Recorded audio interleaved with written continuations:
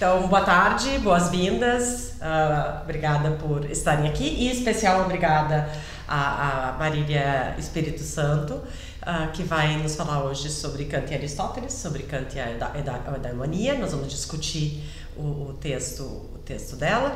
A Marília Espírito Santo é formada aqui da casa, né, com parte do doutorado realizado na Universidade de Nova York com a Beatriz Longness. Depois do doutorado, ela vem atuando nos últimos anos em várias universidades aqui também nos Estados Unidos, né? E é um prazer a gente poder discutir o teu trabalho aqui hoje. Muito obrigada por ter aceito o convite, muito obrigada por ter vindo, Marília. Eu te agradeço, Silvia, pelo convite e por organizar esse debate, então, e principalmente por poder voltar para casa e poder discutir, então, meu trabalho em andamento aqui. Obrigada. Tá. Bom, então, mais uma vez agradeço a Silvia, né, e a professor Gerson, a professora Inara, que se disponibilizaram a discutir esse texto, que faz parte de um projeto mais amplo, que é um projeto sobre a felicidade em Kant, numa discussão com a tradição, né, seja com os antigos ou com os seus contemporâneos. Então, o que eu vou apresentar aqui hoje é uma parte dessa pesquisa, uma parte inicial que justamente visa, então, o confronto de Kant com a tradição aristotélica, né, com o eudaimonismo na versão aristotélica. Então eu vou ler o texto, que é uma versão de um artigo publicado numa coletânea Kant e os Antigos, que vai estar disponível para download gratuito na página da Vozes Acadêmica. Então, Kant e eudaimonia. Na metafísica dos costumes, Kant identifica o eudaimonismo ao fim da moralidade. Cito: se a eudaimonia, o princípio da felicidade, em vez da eleuteronomia, princípio da liberdade da legislação interna, for estabelecida como princípio, então a consequência disso é a eutanásia, a morte suave de toda a moral. Kant atribui ao eudaimonismo a tese da prioridade da felicidade na constituição do fundamento da moralidade. Cito: o eudaimonista diz: este deleite, esta felicidade, é o genuíno motivo pelo qual ele age virtuosamente. Que a felicidade não possa fundamentar a moralidade, isso não significa que ambas devam ser, segundo Kant, incompatíveis. A questão é determinar as razões dessa compatibilidade e seu sentido crítico. Na Fundamentação 1, Kant aceita que a felicidade seja um fim necessário, mas rejeita que tenha valor incondicionado e seja o fim próprio à natureza humana, constituída por razão e sensibilidade. No primeiro passo do argumento, desenvolvido no âmbito da cognição racional moral comum, Kant caracteriza a moralidade como algo bom de modo incondicionado, em contraposição ao que é bom de modo condicionado. O bom em sentido moral contrasta com o útil e o agradável, representantes do bom em sentido não moral. Essa divisão entre o bom de um lado e o útil e o agradável de outro é supostamente exaustiva e exclusiva. De um lado, algo é agradável a um agente na medida em que lhe é prazeroso e, como tal, é bom para esse agente. Além disso, algo é útil a um agente na medida em que lhe serve como meio para certo fim e, como tal, é bom também para esse agente. De outro lado, algo é moralmente bom se é bom para todo e qualquer agente em todo e qualquer caso. Ainda na Fundamentação 1, somente a boa vontade pode ser considerada boa de modo incondicionado. Kant compara a bondade sem restrição da boa vontade com a bondade de outros candidatos ao que possa ser bom sem restrição. Tais candidatos dividem-se em duas espécies e compreendem os dons da natureza e os dons da fortuna. Dentre os dons da natureza, incluem-se tanto entendimento, engenho e faculdade do juízo, talentos do espírito, quanto coragem, decisão e persistência no propósito, propriedades do temperamento. Dentre os dons da fortuna, incluem-se poder, riqueza, honra, saúde e, por fim, felicidade como completo bem-estar e contentamento com seu estado. A ponderação sobre os dons da natureza é distributiva, dependente da análise de cada caso. Qualquer dom da natureza é bom se e somente se a vontade for boa. O estado da vontade em cada caso é condição necessária e suficiente da avaliação dos dons da natureza. A ponderação sobre os dons da fortuna, por sua vez, é coletiva, independente da análise de cada caso. Aí, a vontade deve ser boa em todo e qualquer caso. Kant declara que a bondade da vontade retifica e torna universalmente adequada a fins a influência deles, dos dons da fortuna, sobre o ânimo e, com isso, também sobre todo o princípio do agir. Além disso, a boa vontade parece constituir a condição indispensável mesmo da dignidade para ser feliz. A caracterização da felicidade pela unificação dos dons da fortuna já se revela na etimologia. O termo fortuna, Glück, assinala Stephen Engstrom, encontra-se na raiz do substantivo felicidade, Glückseligkeit. Na Fundamentação 1, a felicidade, como espécie de Seligkeit, seria uma bênção que depende da fortuna neste mundo. Na dialética da segunda crítica, a felicidade, como espécie de Seligkeit, aparenta ser uma bênção que depende da virtude, caracterizando-se como beatitude ou bem-aventurança neste mundo efetivo ou em um mundo possível. Na Fundamentação 1, o valor absoluto da boa vontade é determinado a priori pela razão. Kant opõe à tradição um argumento por redução ao absurdo com um postulado teleológico, para sustentar que, em um ser dotado de razão e sensibilidade como ser humano, o verdadeiro fim da razão seria a determinação da boa vontade, não a busca pela felicidade. Apesar da suposta concordância do senso comum com um valor absoluto da boa vontade, Kant admite que tem de surgir uma suspeita de que talvez, secretamente, se situe em seu fundamento apenas uma fantasia extravagante e de que a natureza, por ter atribuído razão para a regência de nossa vontade, possa ser falsamente compreendida em seu intuito. É para dirimir essa suspeita que cumpre esclarecer o fim da natureza, refutando a tese eudaimonista. Agora, então, eu vou apresentar o argumento de Kant, né, e depois o argumento aristotélico para mostrar como que a crítica de Kant se aplica a Aristóteles. Reduzido à sua estrutura, assim se desenvolve o argumento teleológico na Fundamentação 1, que pode ser compreendido a partir das 3 primeiras proposições do texto sobre a ideia de uma história universal. Então, esse resumo do argumento eu reestruturei em 11 passos, né? Eu passo então a ler essa formulação do argumento. Então, postulado 1. Na constituição natural de um ser organizado, nada há para certo fim que não seja o mais adequado a esse fim. Esse postulado 1 é denominado princípio de aptidão por Christopher Horn. 2. Postulado 2. O ser humano é, por natureza, dotado de razão e vontade. 3. Problema. Seria ou não a felicidade o fim destinado pela natureza a um ser dotado de razão e vontade? 4. Hipótese 1. Se o fim da natureza para um ser dotado de razão e vontade fosse a felicidade, então decorreriam 2 consequências. 5. Consequência 1. O instinto é mais adequado à autoconservação de um ser dotado de razão e vontade e, assim, à sua felicidade. Passo 6. Consequência 2. A natureza evitaria que a razão determinasse a vontade e tivesse uso prático. Passo 7. Argumento contra a hipótese 1. As 2 consequências contradizem o postulado 1, princípio de aptidão, e o postulado 2, ser humano como ser dotado de razão e vontade.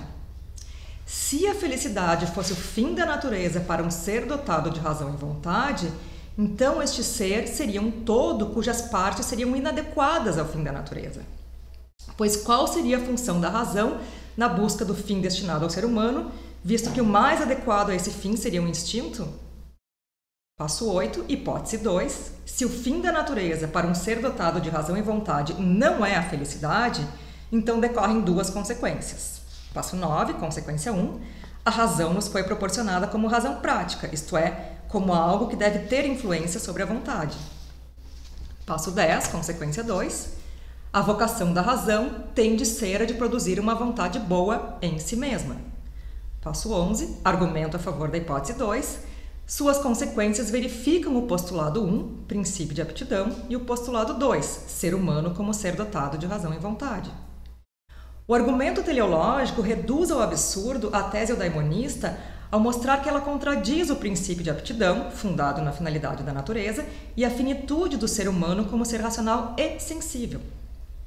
Kant pode sustentar, a partir daí, que o papel desempenhado pela razão na determinação da vontade não deve ser apenas técnico.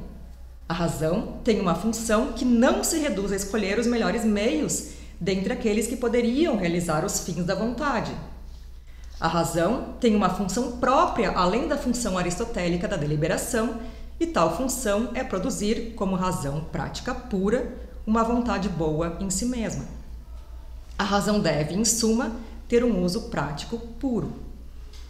Conforme Klaus Reich, o argumento teleológico na Fundamentação 1 consiste em uma resposta de Kant a Garve, tradutor e comentador de Cícero e de Aristóteles, além de resenhista da Crítica da Razão Pura, respondido nos Prolegômenos. A tese visada por Kant com o argumento teleológico seria defendida por Cícero em seu escrito Dos Deveres. Ao atribuir razão ao ser humano, o fim da natureza seria, segundo Cícero, provê-lo dos melhores meios de autoconservação em vista de sua felicidade. Indicação semelhante é sugerida pelo biógrafo e comentador Manfred Kuhn, que registra a publicação dos 3 volumes do Cícero de Garve em 1783, cuja resposta se encontraria na Fundamentação. A diversa interpretação de Reich, já sugerida na época por Hamann, declara-se Alan Wood, e eu cito: "Não há na Fundamentação referências explícitas nem a Cícero, nem ao livro de Garve sobre Cícero. Kant pode ter sido levado ao tema da ética em parte pela leitura e reflexão sobre o livro de Garve ou o Tratado Clássico de Cícero, mas parece improvável que a Fundamentação, tal como a possuímos, possa ter surgido de uma discussão crítica com Garve sobre Cícero." Em paralelo a essa alternativa de interpretação representada por Reich e por Wood, outra hipótese de interpretação sobre o argumento teleológico na Fundamentação 1 tem Aristóteles por objeto. Conforme Pierre Robin, o eudaimonismo aristotélico, fazendo da felicidade o fim natural do ser humano, fim por isso legítimo, poderia permitir-se integrar o momento técnico da escolha correta dos meios na definição da moralidade. Passo agora, então, a reconstruir o argumento de Aristóteles.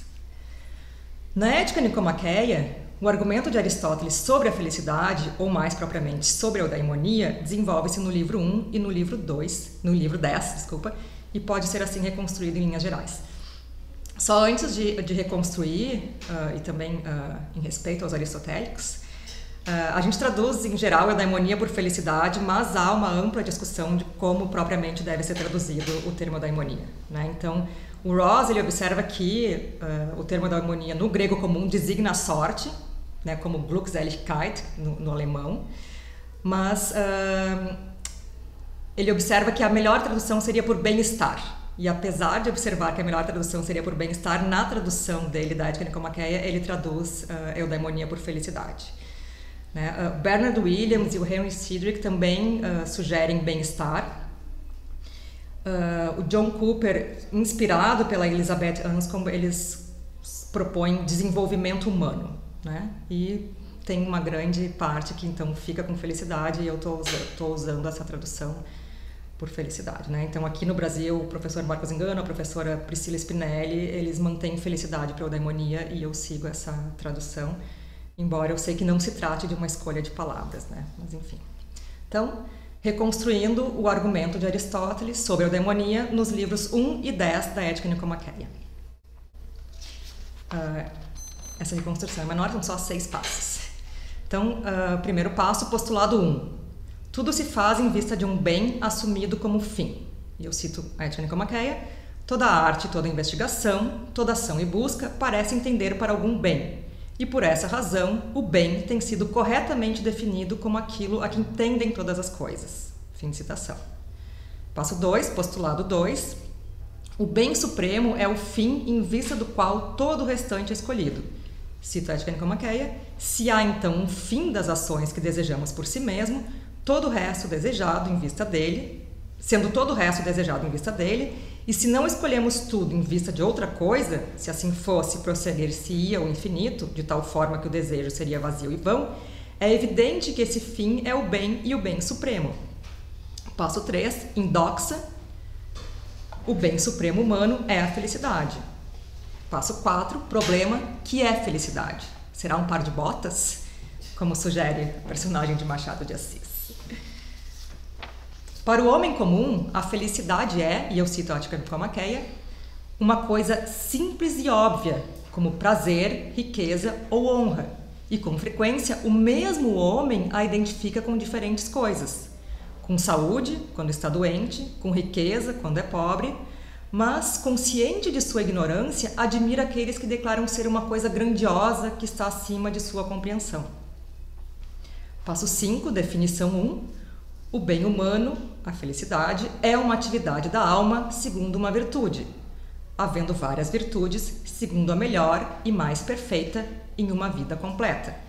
E aqui uma outra observação é que tanto perfeita quanto completa, né, a mais perfeita virtude em uma vida completa, elas traduzem o mesmo termo do grego, que é teleion.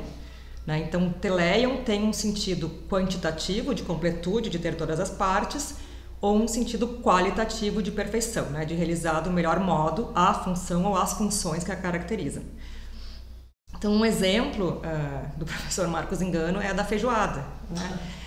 Uma feijoada completa é aquela que tem focinho, rabo, orelha, todas as partes do porco, né? Mas ela não necessariamente é a feijoada perfeita. Passo 6, definição 2.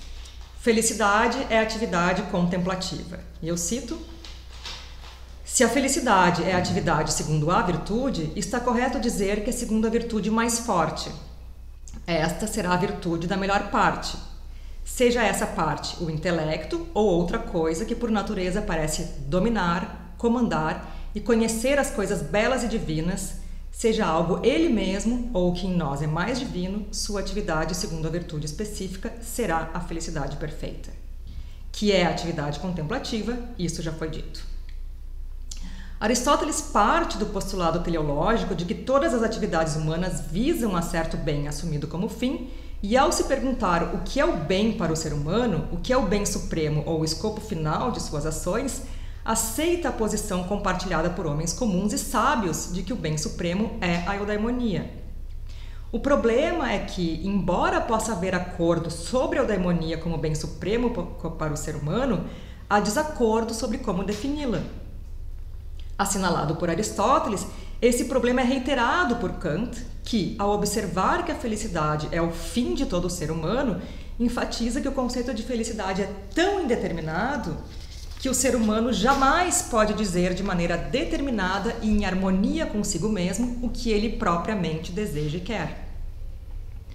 No argumento de Aristóteles, no livro 1, para definir o que seja felicidade, é preciso determinar os critérios para que algo seja considerado como bem supremo ou escopo final de todas as atividades humanas. Esses critérios são completude e autossuficiência. Completude é aquilo que sempre é desejado por si mesmo e nunca por algo outro. Autossuficiência é aquilo que, quando isolado, torna a vida desejável e carente de nada. Em comparação com outros candidatos a bem supremo, prazer, honra, riqueza, razão, etc., Aristóteles mostra que eles não satisfazem os critérios exigidos, completude e autossuficiência, e antes são qualificados pela eudaimonia. E eu cito: escolhemos prazer, honra, riqueza, razão e todas as virtudes, julgando que, mediante elas, seremos felizes. Somente a eudaimonia é escolhida por ela mesma e sem ter em vista outra coisa. Além disso, quem tem uma vida feliz não apenas possui tudo de que precisa para viver, mas tudo de que precisa para viver bem, o que torna a vida digna de ser vivida e sem carência. Aristóteles recorre à noção de função própria para definir o que seja a eudaimonia como bem supremo para o ser humano. A definição de algo se dá a partir da indicação do gênero e da espécie a que pertence. A espécie, pela qual se diferencia algo em relação aos outros indivíduos do gênero, diz respeito à função ou atividade que apenas esse algo pode exercer. Ela, a espécie, explicita a função própria do definiendo. Priscila Spinelli, recorrendo à Física 2.7, esclarece que a definição de algo envolve sua função própria porque há uma relação intrínseca entre causa formal, ser algo, e causa final, ser em vista de algo. Aquilo que o ser essencialmente é, identifica-se com o fim em vista do qual tal ser é, com o fim em vista do qual tal ser realiza as atividades que lhe são próprias. Para definir que seja a eudaimonia, é preciso identificar o que somente o ser humano é capaz de fazer como sua função própria.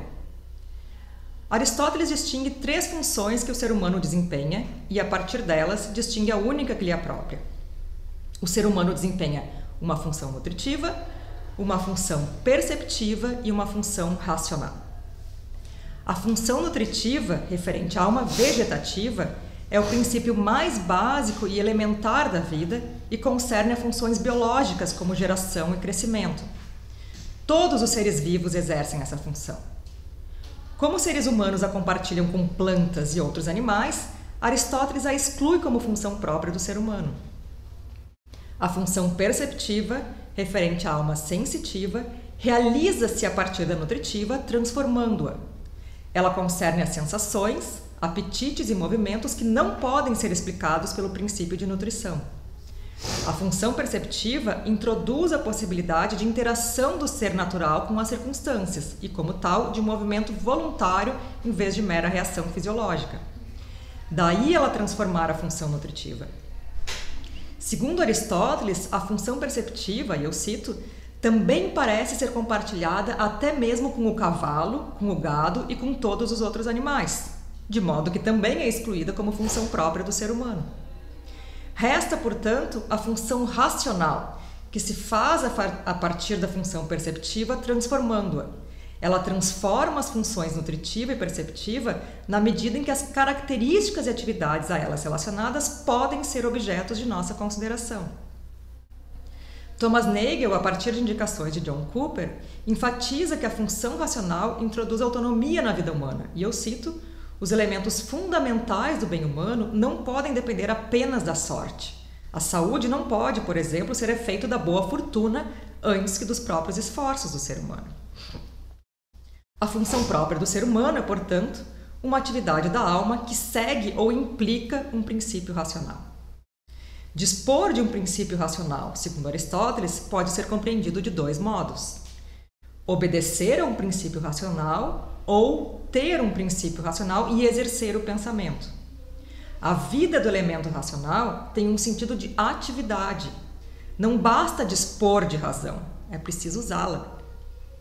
Na busca da definição da eudaimonia como bem supremo do ser humano, não basta, além disso, que o ser humano exerça sua função própria. É preciso que a exerça bem. O ser humano, em sua causa formal, é o que é por ter razão. Em sua causa final, ele é em vista do pleno desenvolvimento da razão.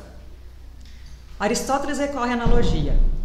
Se a função do lirista é tocar lira e a do bom lirista é tocá-la bem, então, se a função própria do ser humano é uma vida ativa da alma que implica um princípio racional, a função própria do bom ser humano será a boa prática dessas ações. Já que virtude é o que permite ao ser humano realizar bem a função racional como sua função própria, Aristóteles chega, no capítulo 7 da Ética Nicomaqueia 1, a uma definição ainda não exaustiva de eudaimonia. E eu cito: o bem humano é uma atividade da alma segundo uma virtude. Havendo várias virtudes, o bem humano é uma atividade da alma segundo a melhor e mais perfeita virtude. E Aristóteles acrescenta: em uma vida completa. Nessa etapa do argumento do livro 1, no livro 1, ainda não se sabe o que seja a melhor e mais perfeita virtude. Porém, se sabe que a eudaimonia consiste em uma atividade, não em um estado. Sabe-se também que a eudaimonia compreende uma vida completa, não apenas determinado período da vida. É somente no livro 10 que Aristóteles apresenta uma definição exaustiva de eudaimonia, argumentando que a melhor e mais perfeita virtude é a sabedoria teórica, sofia, exercida na contemplação, teoria, das verdades universais e necessárias. E eu cito: se felicidade é atividade segundo a virtude, está correto dizer que é segundo a virtude mais forte. Esta, a virtude mais forte, será a virtude da melhor parte, seja essa melhor parte o intelecto ou outra coisa que por natureza parece dominar, comandar e conhecer as coisas belas e divinas, seja algo ele seja algo ele mesmo divino ou que em nós é mais divino, sua atividade, segundo a virtude específica, será a felicidade perfeita, que é a atividade contemplativa, isso já foi dito. Em consonância com o livro 1.7, Aristóteles reconhece na razão a melhor atividade em nós, assim como nos objetos da razão os melhores objetos de conhecimento. Além disso, acrescenta que a atividade contemplativa em vista da verdade, mais que qualquer outra, é a atividade mais contínua, persistente, mais prazerosa, mais autossuficiente, amada por si mesma e feita em lazer. No argumento de Aristóteles, a atividade contemplativa, no uso teórico da razão, possui as mesmas características de uma boa ação, porém no mais alto grau. Daí a atividade contemplativa ser a felicidade perfeita. No livro 10, depois da análise das virtudes morais, livros 2 a 5, e das virtudes intelectuais, livro 6, depois da análise do prazer, no livro 7, e da amizade, nos livros 8 e 9, trata-se de mostrar qual é o exercício próprio da função racional e, nessa medida, qual é a virtude da melhor parte do ser humano. Podemos usar a razão a serviço das funções inferiores. A serviço da função nutritiva, o ser humano pode calcular a quantidade diária adequada de água e alimento. A serviço da função perceptiva, pode calcular o melhor meio de locomoção de um ponto A para um ponto B. Embora transforme as funções inferiores e possa ser usada a serviço delas, a função racional como função superior não é, contudo, em vista delas. A virtude da melhor parte do ser humano, em sentido próprio, não visa por excelência a função nutritiva e a função perceptiva. O caráter instrumental da razão também se verifica em seu uso prático no exercício das virtudes morais. O uso prático da razão diz respeito às ações corretas derivadas do prazer e do desprazer. O bem-agir, segundo Aristóteles, exige a conjunção entre virtude moral e virtude intelectual. A virtude moral define-se como disposição de escolher por deliberação. A virtude intelectual consiste na prudência, que opera no domínio das ações. Mais especificamente, a prudência opera na escolha do melhor meio para certo fim e, por isso, caracteriza-se como sabedoria prática. Como razão instrumental, a razão prática tem por objeto as coisas contingentes, aquilo que pode ser de outro modo pela ação humana. Os objetos mais adequados ao exercício próprio da função racional, melhor parte do ser humano, não se encontram na organização da vida prática, mas entre os objetos do uso teórico da razão. Esses objetos são invariáveis, não podem ser de outro modo, são universais e necessários, e por isso não podem ser objetos de deliberação. A virtude racional superior consiste na sofia, sabedoria teórica, que conjuga a razão intuitiva e conhecimento científico. E eu cito Aristóteles: o sábio não apenas conhece o que decorre por demonstração dos primeiros princípios, mas também possui a verdade sobre os primeiros princípios. Fim de citação. Como os primeiros princípios não são objeto de demonstração, sua verdade só pode ser apreendida por intuição. A melhor parte em nós é o elemento divino que se expressa na atividade contemplativa e, segundo Aristóteles, nos torna imortais. A função racional do ser humano é, portanto, em vista da contemplação. Ela serve ao exercício do que é divino ou mais divino em nós. Mas, se é assim, então uma possível objeção assinalaria contra Aristóteles que a atividade contemplativa é compartilhada com Deus ou com os deuses, e por isso não seria a função própria do ser humano. A exemplo das funções nutritiva e perceptiva, compartilhada pelos seres humanos com plantas e animais irracionais, a função racional, exercida na atividade contemplativa, também deveria ser excluída e a felicidade redefinida. Para responder a essa objeção, convém observar que os seres humanos não são apenas a função racional em sua atividade contemplativa, mas são as três funções: nutritiva, perceptiva e racional ao mesmo tempo e de uma só vez. O exercício próprio da razão permite ao ser humano transcender as coisas humanas e aproximar-se das coisas divinas sem deixar de ser humano. Visto que não é e não pode ser Deus, a vida do ser humano não pode reduzir-se à contemplação. Nessa medida, a função racional se exerce no uso teórico e no uso prático da razão. As virtudes morais, observa Bernard Williams, também exercem papel relevante na vida. Em verdade, o telos final é a eudaimonia perfeita, mas ações virtuosas tendem a pavimentar o caminho à vida contemplativa.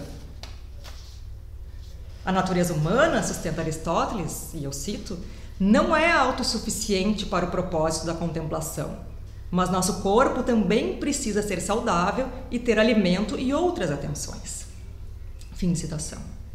Não é possível alcançar o mais alto grau de atividade racional sem ações virtuosas, e isso deve dizer respeito ao próprio cuidado de si. O caminho à eudaimonia inclui o exercício das virtudes morais, porque a virtude perfeita não é uma virtude em detrimento de outras, mas um modo de exercer a função racional. Eudaimonia inclui virtude moral e virtude intelectual, sabedoria prática e sabedoria teórica, prudência e sofia. A verdade prática não tem a ver com a verdade das proposições em um silogismo prático, mas com o desejar as coisas corretas pelas razões corretas. A sabedoria prática, ao apreender a verdade sobre o bem nas ações particulares, incorpora, de certo modo, um ideal de atividade racional perfeitamente realçado pela sabedoria teórica. Então, aqui me dirigindo para o fim. Então, em retrospectiva, como compreender o argumento de Kant contra o eudaimonismo na Fundamentação 1? Kant admite a premissa teleológica da tradição ao sustentar que, na constituição natural de um ser organizado, nada há para certo fim que não seja o mais adequado a esse fim. Essa premissa serve para Kant reduzir ao absurdo, na conclusão do argumento, a tese da felicidade como fim da natureza humana. Em sentido amplo, o argumento de Kant investe contra toda e qualquer versão do eudaimonismo. Nessa tradição, o fundamento da determinação das ações morais, considerado como causa final, é externo à razão e se encontra em um objeto a ela posto.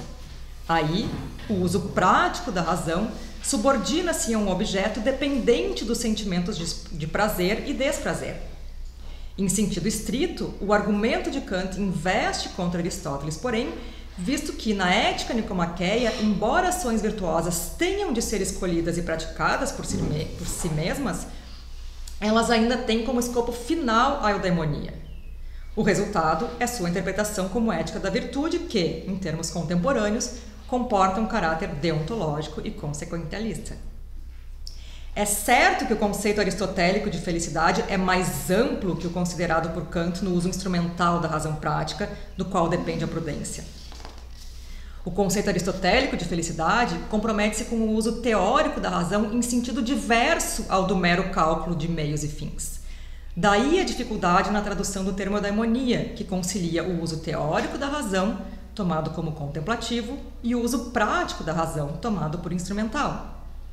No confronto entre Kant e Aristóteles, Terence Wearing, Stephen Engstrom e, mais recentemente, Ottfried Höfe sugerem que, em vez de considerar a eudaimonia como felicidade, talvez se devesse considerá-la como correlato do sumo bem, conforme sua caracterização na dialética da segunda crítica, da crítica da razão prática.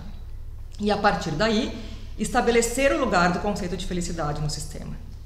Isso porque ações virtuosas, no argumento de Aristóteles, não são apenas meios que conduzem à eudaimonia. Ações virtuosas compõem a eudaimonia visada como escopo final. Em sentido adverso à tese de Wearing, apesar da correlação entre eudaimonia aristotélica e sumo bem kantiano, a crítica de Kant a Aristóteles persiste. Ela permanece, mesmo que se pretenda questionar o conceito de finalidade da natureza no argumento teleológico da Fundamentação 1, cujo sentido antidogmático cabe à crítica da faculdade do juízo determinar. Da perspectiva de Aristóteles, não apenas ações virtuosas são, como tais, em vista da felicidade, mas tudo que escolhemos é em vista da felicidade. Mais ainda, o próprio ser humano é em vista da felicidade. A realização de sua função própria, o pleno desenvolvimento do ser humano, só se alcança na atividade contemplativa que caracteriza a perfeita eudaimonia. Da perspectiva de Kant, porém, Essa finalidade aristotélica do ser humano caracteriza-se pela heteronomia da vontade, pois aí não é a vontade ela mesma que se dá à lei, mas é o objeto que dá à lei a vontade por sua relação com ela, com a própria vontade. Quer se baseie em inclinações da sensibilidade, quer se baseie em representações da razão, o máximo que se pode extrair dessa relação entre a vontade e o objeto que lhe dá a lei é a prudência na escolha dos melhores meios. Aí não há espaço para o uso estritamente prático da razão, ou nos termos de Kant, para o uso puro da razão prática. A consequência disso é a identificação entre eudaimonismo e eutanásia da moral, em um texto posterior à crítica da faculdade do juízo, na qual a noção de felicidade é reexaminada a partir da distinção entre fim último e escopo final. O fundamento da determinação das ações morais não pode, segundo Kant, ser externo à vontade, concebida na Fundamentação 2 como razão prática. Em vez de heteronomia, a moralidade se traduz na autonomia da vontade. O fundamento da determinação das ações morais deve exprimir-se no uso puro da razão prática. Esse fundamento é o bem incondicionado, escopo final, realizado sem outro fim em vista, mas em vista dele mesmo. Em sentido próprio, a lei autoimposta pela vontade como razão prática pura não é uma essência dada. Ela só se torna possível ao determinar a vontade no juízo moral efetuado pelo agente nas circunstâncias em que se encontra. Se o frônimos aristotélico avalia as circunstâncias e decide no particular a melhor ação, é no juízo eu devo que o agente moral kantiano determina sua conduta também no particular mediante sua autolegislação do universal.